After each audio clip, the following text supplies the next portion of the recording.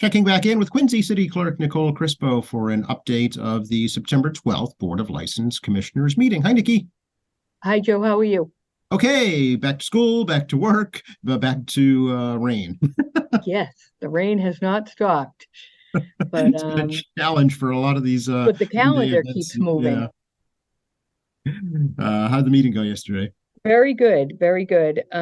We had five in attendance for quorum, and it started right at 4 o'clock. Agenda item number one, hearing regarding the request of the Montclair Wollaston Neighborhood Association for a special use permit, one-day liquor license for their annual Pumpkin Spice Festival on October 14th from 12 p.m. to 4 p.m.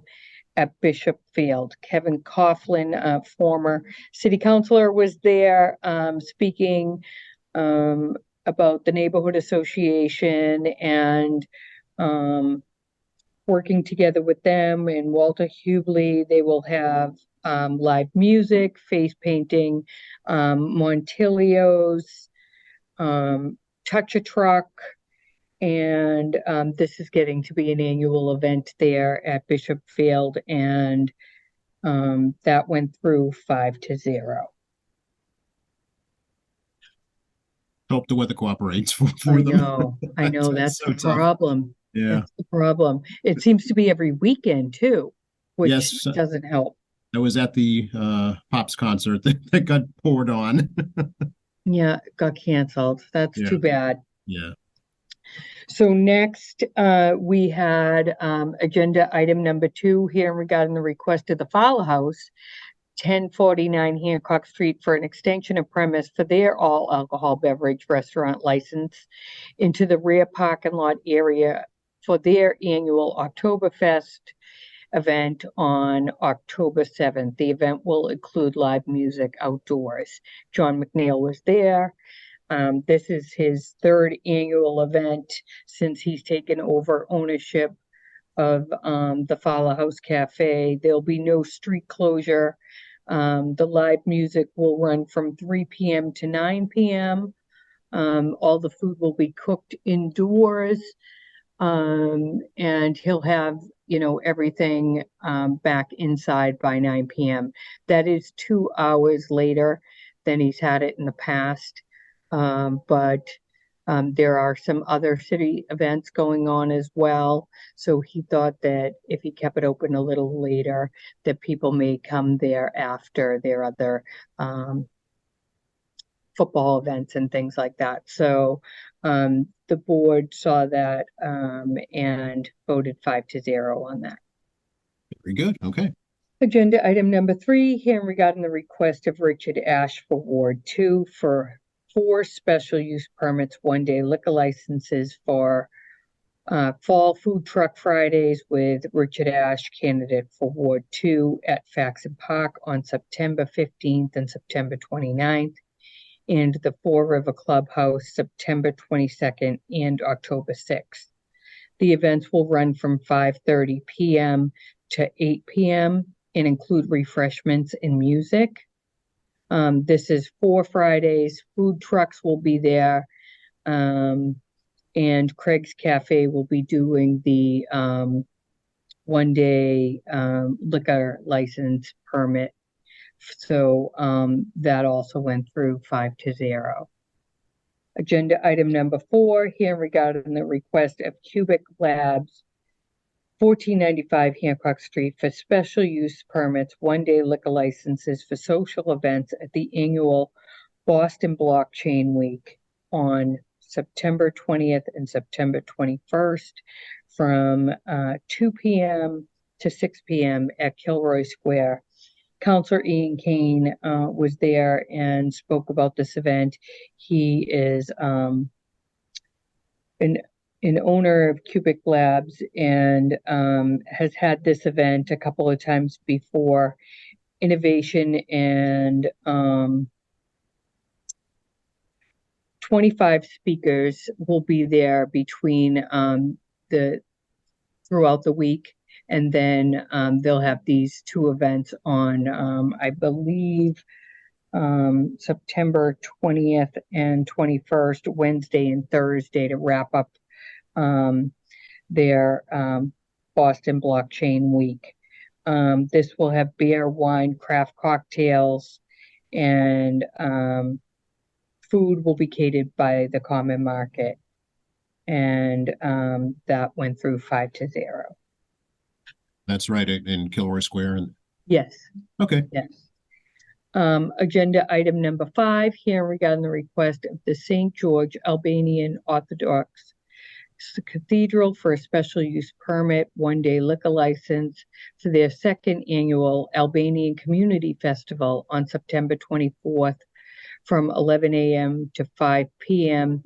This year's festival will be at General's Park Bridge area in McConville Way.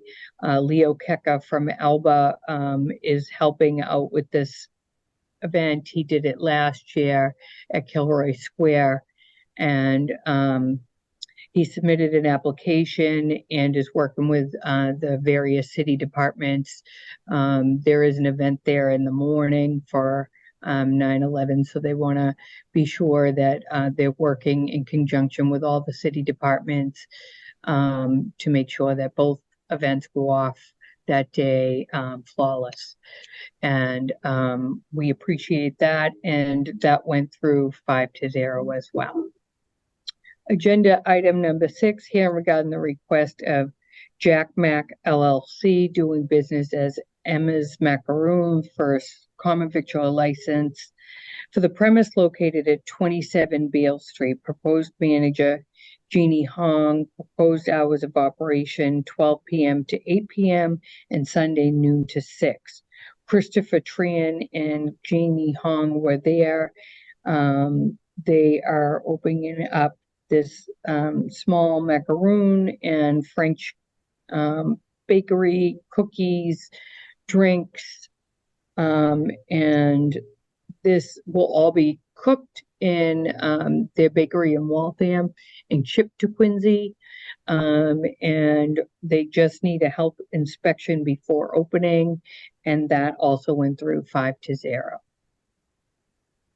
Agenda item number 7, here regarding the request of Neon Washington Street LLC, doing business as Neon Marketplace, 453 Washington Street, for new hours of operation from 5 a.m. to 1 a.m. This does not apply, obviously, to the liquor sales, which will be locked up at 11 per Mass General Law. Previously approved for 7 a.m. to 11 p.m. Attorney Doug Troyer was there. This did go to zoning, and the zoning board approved granted hours on June 20th. This was before a public meeting of the zoning board. One person did speak in opposition of the hours, just making sure that perhaps they work within the hours they had asked for previously for 1 year, and then come back and look at it. We haven't had any issues there to date, and we did receive one call from a constituent saying that she works at South Shore Hospital and passes that way, and the convenience of getting gas and the store convenience is good for her. We took all that into under advisement, and attorney Doug Troyer did say, that, it is going to be business as usual there, even with the extended hours. But he doesn't see any issues going forward, and we did approve that 5-0 as well. In other business, an update on previously approved request for a new manager and new LLC manager for Welcome Massachusetts Market LLC, doing business as 99 Ranch at 475 Hancock Street. The application will be resubmitted today to the ABCC to include additional information that they requested related to the ownership structure and the name change at the parent company level. So the application was submitted previously, came back to us. We sent it back to the applicant for more information, and we will send it out today with the new information. And our next hearing will be September 26th. Okay, so a lot of activity, but looks like pretty routine stuff. Yep. A lot of Oktoberfest and moving into October already. I know, it's really hard to believe, but so once after Labor Day hit, it was like we went from 0 to 100. That's right. So, and of course, we have a city election coming up. We do. So, just to let folks know, we have ordered the ballots and we're waiting their arrival, and we're doing our due diligence here, getting ready. And October 28th through November 3rd is early voting here at City Hall on the second floor in the election department. Anybody can come up and vote early if they'd like, 8:30 to 4:30. Okay, and just a refresher for mail-in ballots, Nikki, how does that work? Anybody can request a ballot now, either vote by mail, or if they, for the 3 reasons of absentee, if they're going to be out of the city on election day for religious beliefs, or anybody with a disability may request an absentee ballot as well. Okay. And October 28th, that's also the last day to register, is that right? It is. It's also Okay. the last day to register to vote, so we'll be here from 8:30 to 5 p.m. on that Saturday. And you can early vote and register to vote that day. Okay, very good. And in terms of in-person voting on November 7th, any changes folks should be aware of for polling places? There are some changes. We have them up on our website. There are some more schools that we're going into. For the 2 I can think of off the top of my head, Broad Meadows Middle School will be a polling place now, as will Snug Harbor down in Ward 1. And we have various throughout the city.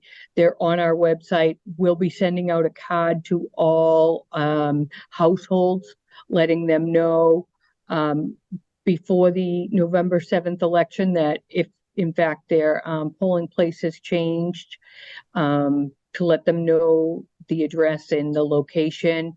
But we're also going to put out signs throughout the city ahead of time. And on election day, we'll do the best we can to flag those new polling places. Okay, yeah, and it's important to note that there'll be no school on election day, so folks don't have to worry about that.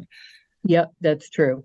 Yep, and we'll be working with the administration and the school committee for 2024 as well, going forward. So lots to do, because 2024 will be here before you know it, but we're going to get through November, and there'll be some changes at the polling places that we can talk about going forward, like checking in. Our new poll pads will be available at the polling place. So our election workers will have a poll pad in front of them, which is the same size as your little like a tablet. Yes, exactly. Thank you. And you just check you give your last name and first name, verify your address, and we'll check in that way instead of checking in the book. Okay, so it's electronic. And exactly. Gotcha. The book will be there for backup for the first time, but going forward in 2024 with 70 to 80% turnout, we want to be as efficient as we can, and this is a great way to start getting more efficient at the polling places. And we're going to have extensive training for our our poll workers, this election and going forward. So Okay. Yeah, the March presidential primary will be around the corner. So yeah. that's right. That's right. So we're getting ready. Last time we talked, you were still had a lot of city censuses that had not been returned. What's the update there, Nikki? So we're getting, we sent the card out that said you are now on the inactive list. So we're getting a lot of responses from that, which we certainly appreciate, but it's one of those things that we want to make it as convenient as we can on election day for everybody. We know, everybody's busy. So if you could just send back that card with your updated information, that would be appreciated. There's a spot if you've moved within the city, there's a spot if you've moved out of the city. And we're just trying to make it as easy as we can for the constituent, and also make it as efficient as we can at the polling places. Because like I said, at 70 to 80% turnout come 2024, it's one of those things that if you don't have an updated census, then there's a process. You have to show an ID, you have to sign an affidavit, and we're happy to let you vote, but you do have to go through a process. So for that, we'd just like to make it easier on everybody. Yeah, absolutely. Is it too soon to ask you about a turnout prediction for November 7th? I'm going to go with 35%. Okay. I'm hoping for 35% turnout. There is a mayor's race. There is a Ward 2 race. And we have people that come out and vote every single time.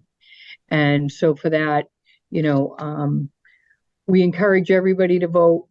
It's important. Lots of things going on in our city all the time, and you're the voice. Yeah, wards 2, 4, and 6 are contested. 2, 4, and 3 6, school yep. committee seats are up for re-election. So Yep. yeah. All right. Good number to call if the folks have questions, Nikki. Certainly, 617-376-1144, 1143, 1142. 376-1144, 43, and 42. Okay. Appreciate the update as always. Thank you.